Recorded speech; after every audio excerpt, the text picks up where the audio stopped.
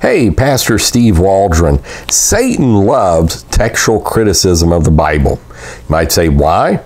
Because first of all, the basic premise is it means there has never been a perfect Bible gathered anywhere under one cover, anywhere on earth in totality.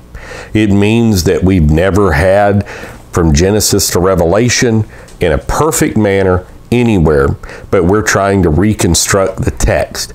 Now, if the Bible is the sword of the Spirit, and it is that which Jesus quoted when the devil came at him 3 times, and Jesus never questioned the Bible and its preservation, and neither did the apostles, and neither did anybody else in the Bible that was in a positive light, then we can see how Satan would rejoice that our sword has holes in it, cuts in it, and we really don't know what thus saith the Lord, but we're waiting for the next scrap of paper in a cave somewhere or in a monastery to be discovered in a wastebasket to tell us that our Bible and all the manuscripts in many languages for over a millennia have all been wrong, and this scrap of paper is correct.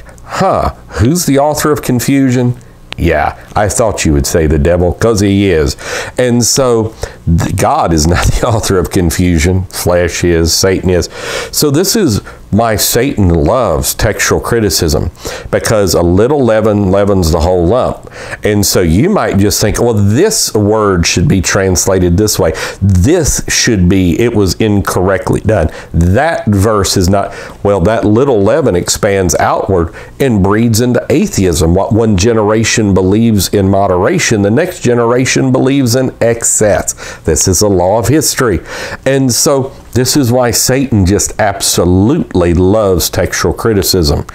Find the Word of God. Get the precious words of God. Memorize the Word of God. Defend the Word of God.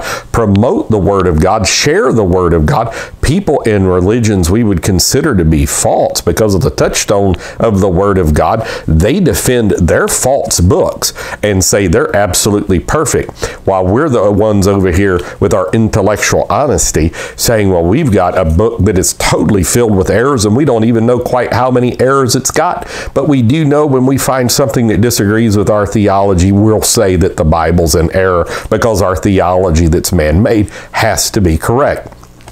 So Satan loves textual criticism.